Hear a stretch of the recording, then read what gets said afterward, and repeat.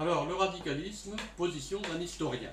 Je vais faire cet après-midi une opération que je n'avais plus trop l'habitude de faire, c'est-à-dire faire une communication comme on peut en préparer à l'université, hein, c'est-à-dire communication écrite et qu'on sera amené à produire dans un séminaire ou dans un colloque historique.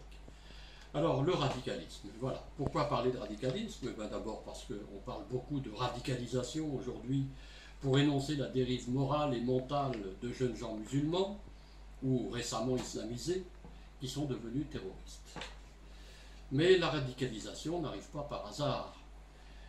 Elle n'est que la conséquence d'une forme de directive, le radicalisme, qui a le plus souvent provoqué des crises d'hystérie collective sanglante de ceux qui le mettent en pratique.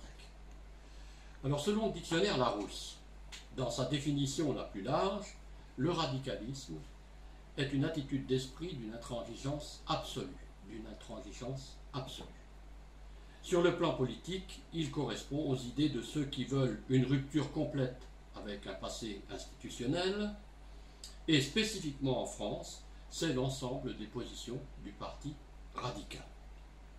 On peut raisonnablement se demander comment des hommes politiques modérés peuvent encore se réclamer aujourd'hui d'un tel mouvement qui a laissé à la France le souvenir de gouvernants aux positions très agressives envers toute forme de contradiction, allant jusqu'à tuer ou faire tuer des dizaines, des centaines de milliers de leurs compatriotes et d'étrangers, en France comme ailleurs. Lorsque le général de Gaulle a instauré le régime présidentiel en 1962, c'était selon lui pour que le président ne soit plus l'otage des partis, mais particulièrement pour réduire l'influence du parti radical, hein, qui faisait depuis la Troisième République et défaisait à volonté les majorités au Parlement, provoquant une instabilité politique ingérable et ridicule sous la Quatrième République. On se souvient de présidents du Conseil n'exerçant leur mandat que quelques semaines, voire quelques jours, comme Henri Queuille en 1950. Au passage, disons cependant que la mise en place du régime présidentiel n'était pas absolument indispensable pour stabiliser la situation. N'aurait-il pas suffi de décréter que l'élection d'un président du Conseil parlementaire se faisait pour une durée minimum de 5 ou 6 ans, quelles que soient les mouvances internes de l'Assemblée. Ainsi, on conservait le régime parlementaire, évitant d'avoir un président de la République élu au suffrage universel, ce qui en fait désormais une sorte de monarque investi par on ne sait quel esprit soi-disant populaire. Louis XVI, même avec sa monarchie parlementaire, ne se prétendait pas émaner du peuple, donc légitimé par lui. Quand un roi n'est pas bon, c'est de sa faute et de sa seule faute. Il ne pouvait pas dire à ses sujets « Vous m'avez choisi, alors supportez-moi », comme pourrait le dire aujourd'hui notre président de la République. Mais revenons au radicalisme et à ses dérives. Il y eut des radicaux dans tous les milieux dominants, cela pour toutes les civilisations. Il paraîtrait donc bien prétentieux de la part des Européens, et plus largement des Occidentaux, de dénoncer le radicalisme islamique en oubliant leur propre radicalisme historique, parfois d'un passé récent. Alors commençons par le radicalisme religieux.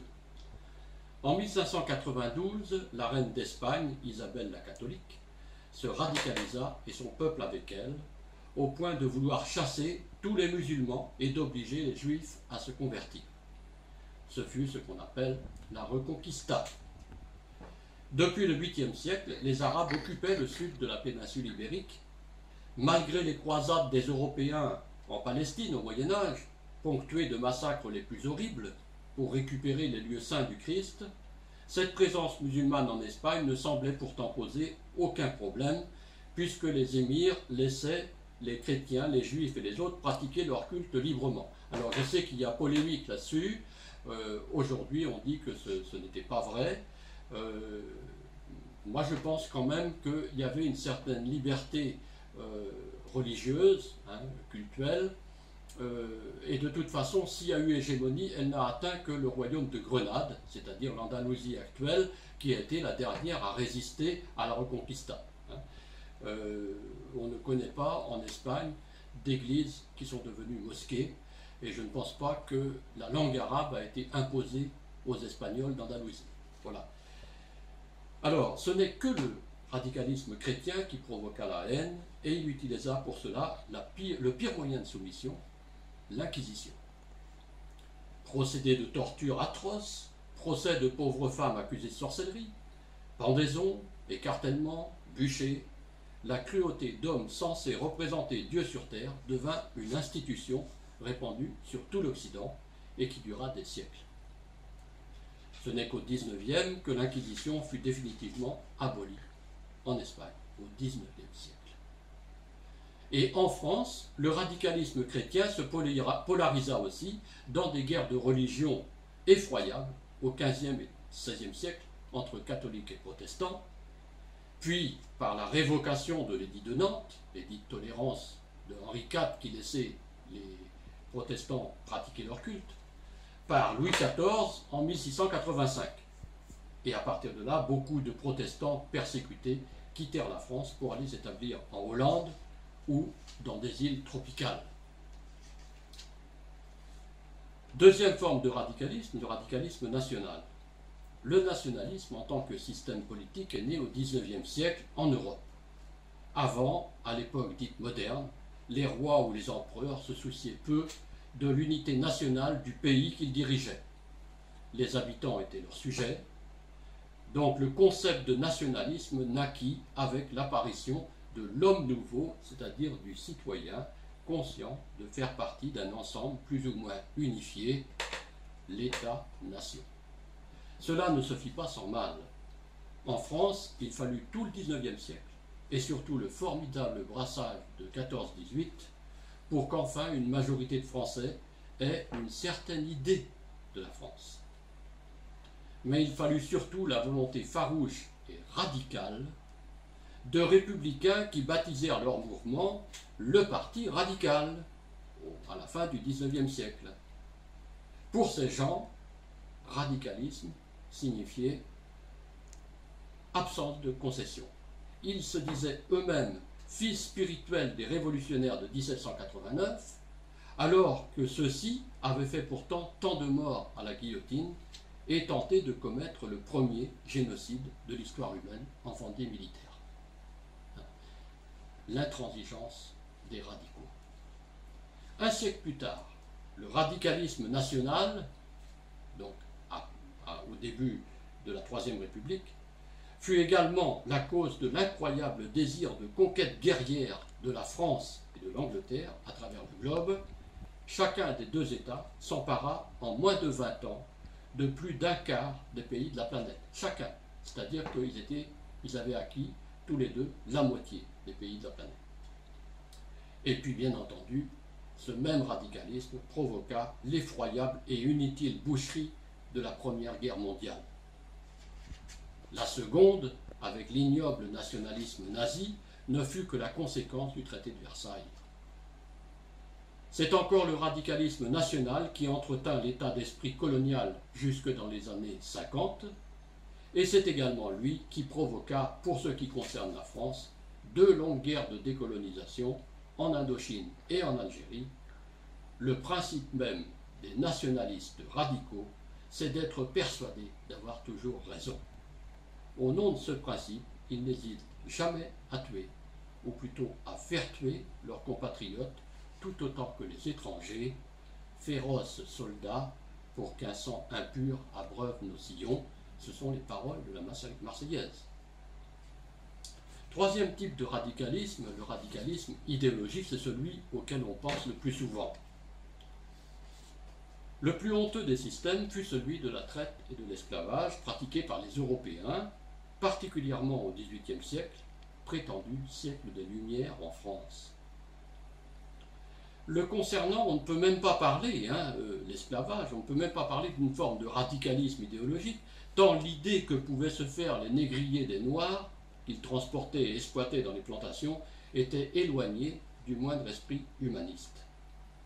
les Noirs n'étaient même pas des hommes. Plus tard, et jusque dans les années 50, le système très répandu du travail forcé dans les colonies, dénoncé par le père Francis Aupier dans les années 20, ressemblait encore étrangement aux méthodes des esclavagistes. Ces exactions institutionnelles ont été heureusement abolies aujourd'hui, mais n'oublions jamais qu'elles restent étroitement liées à l'orgueil national. Le nationalisme sévissant à la même époque dans tous les pays occidentaux, si elle est une certaine vision du peuple uni autour de valeurs comme le patriotisme, la préférence socio-ethnique ou l'économie autocentrée, n'a pas le caractère d'universalité idéologique, puisqu'il ne s'applique qu'aux groupes définis comme nations, bien souvent contre d'autres groupes nations prétendus ennemis héréditaires. La France, l'Allemagne, la France, l'Angleterre. Les penseurs que l'on pourrait affilier au radicalisme idéologique ont la prétention d'avoir défini un système socio-économique, parfois politique, qui serait le seul valable pour toute l'humanité. C'est le cas des marxistes, communistes, socialistes, affirmant que les conflits entre les sociétés et internes aux sociétés ne seraient liés qu'à la lutte des classes, les plus pauvres souhaitant prendre les richesses aux plus riches, et ces derniers voulant conserver le pouvoir pour protéger leurs biens.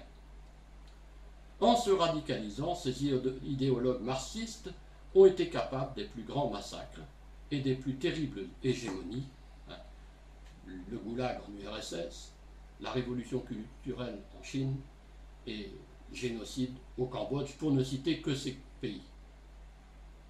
Un autre radicalisme idéologique est aussi à dénoncer, le nationalisme, national-socialisme, plus connu sous le terme nazisme, qui créa des centaines de camps de concentration pour parquer et museler tous ses opposants, certains camps étant vus aujourd'hui comme de véritables camps d'extermination, et cela en plein XXe siècle.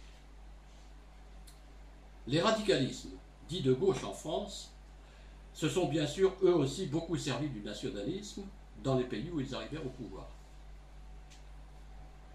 Et pourtant, le marxisme, comme son application politique, le socialisme, ne se voulait-il pas au départ une idéologie universelle combattant les nationalismes qui empêchaient la lutte des classes et permettaient aux riches de continuer à exploiter les prolétaires?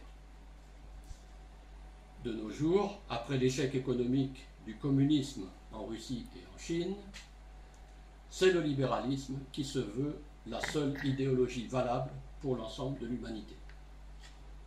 La radicalisation de ceux qui le défendent à tout crin les pousse dans des conflits majeurs multiples, le plus souvent militaires et le plus souvent sans résultat démocratique.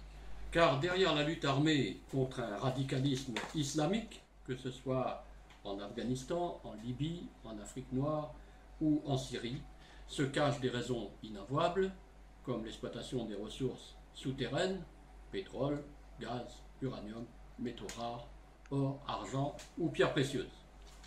L'ultralibéralisme voulu par d'importants groupes financiers et industriels, multinationaux, est sans doute le pire radicalisme idéologique, puisqu'il ne vise qu'à l'opulence d'une poignée de puissants, quitte à affamer tout le reste de la planète. En édictant sa doctrine, même si elle n'a abouti qu'à des dictatures, Marx voulait au moins le bonheur du plus grand nombre. Et on arrive à un radicalisme particulier, le radicalisme intellectuel et universitaire. Et oui, il y a bien des intellectuels radicaux, même à l'université où le niveau des formations devrait au moins apprendre aux étudiants et à leurs professeurs à avoir un minimum d'humilité. Au lieu de cela, ce ne sont que conflits d'ego et politesse hypocrite. Ce radicalisme-là ne semble pas dangereux pour l'humanité, dans la mesure où les savants intelligents, les vrais, les chercheurs qui trouvent, comme on dit, sont rarement proches du pouvoir politique ou institutionnel. N'oublions pas cependant les énarques, dont les principales ambitions sont d'exercer un jour de hautes fonctions administratives, préfet, directeur de cabinet ministériel, ministre, voire président de la République, et les étudiants de Sciences Po et des IAE, auxquels on apprend aussi à avoir les dents longues. Mais le radicalisme intellectuel peut aussi prendre des formes particulièrement pernicieuses. Dans l'éducation nationale, comme à l'université, les cas de harcèlement de jeunes professeurs ou de chercheurs par des collègues ou des administratifs de direction ne sont pas rares. On parle plus souvent de harcèlement dans les entreprises pour des raisons de profit, donc d'efficacité économique, mais il faut imaginer de quoi est capable un parvenu pour imposer son point de vue, même s'il est erroné, ou simplement obtenir une promotion. Les plaintes de certains docteurs qui se heurtent à la pensée unique imposée par tel ou tel mentor universitaire sont légion. Ceux qui osent l'affrontement se voient le plus souvent frappés d'ostracisme implacable, aux conséquences parfois graves, dépression, suicide. Cet état d'esprit se répand de plus en plus dans une société où le chacun pour soi est devenu la règle. Et pourtant, ce sont bien les intellectuels qui parlent le plus de travail en équipe. Enfin, le radicalisme ésotérique. Nous entrons ici dans un domaine secret, ou en tout cas réservé aux seuls initiés. Les adeptes de l'ésotérisme posséderaient-ils des recettes maléfiques, des rituels sataniques qui leur permettraient d'exercer quelque pouvoir irrationnel sur leurs semblables? Ne riez pas. La plupart des grandes religions ne croient-elles pas au miracle? Ceci provoque dans les milieux scientifiques des débats passionnés sur des questions sans réponse. La foi et la prière permettent-elles des guérisons surnaturelles, comme l'affirment la plupart des religieux? Par contre, ces phénomènes de miracles engendrent souvent des réactions collectives excessives, frisant le radicalisme religieux. Les sectes se multiplient dans toutes les croyances. Elles sont étroitement surveillées en Europe occidentale, particulièrement en France. Mais les plus virulents, pour les dénoncer et vouloir les interdire, font eux-mêmes partie très souvent d'une organisation secrète, plus ou moins politique, qui s'est opposée à la religion catholique, la franc-maçonnerie. On ne peut donc parler du radicalisme religieux des siècles passés sans parler du radicalisme maçonnique. On ne devient pas franc-maçon sans être initié à des rites qui tiennent de l'ésotérisme.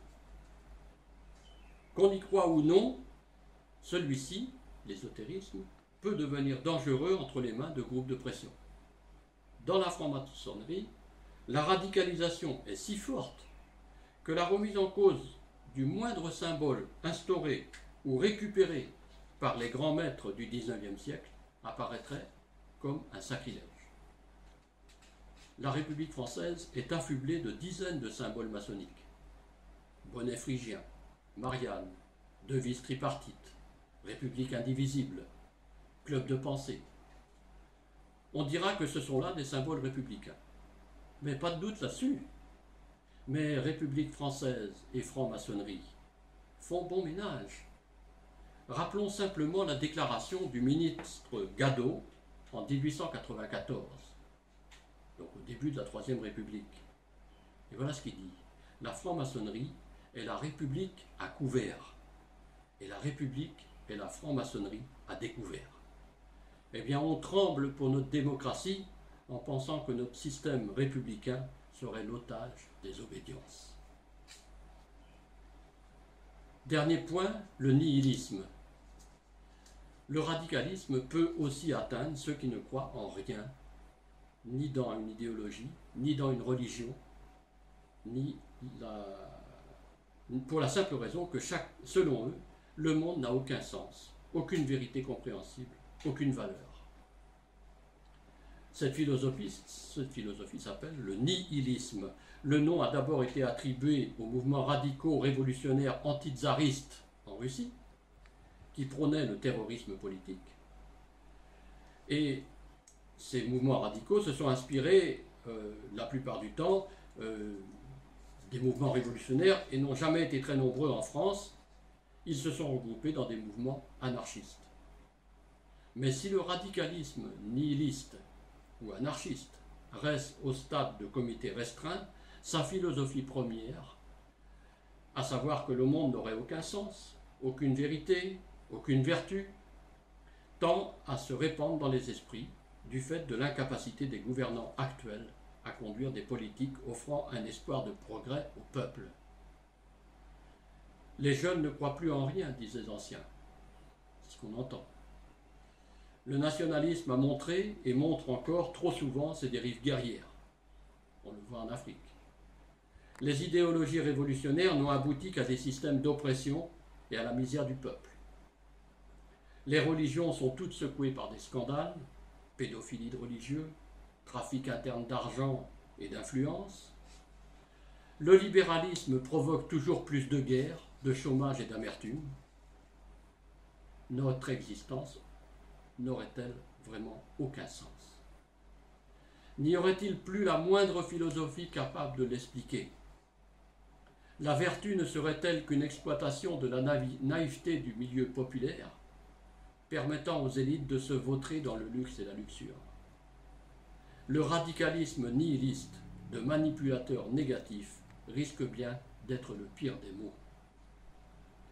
Prenons garde aussi aux messages violents de certains rappeurs de banlieue rejetant toute autorité, créant leur zone de non-droit pour répandre la drogue et la dépravation. Il n'y a pas que le radicalisme des djihadistes qui peut provoquer le chaos de nos sociétés.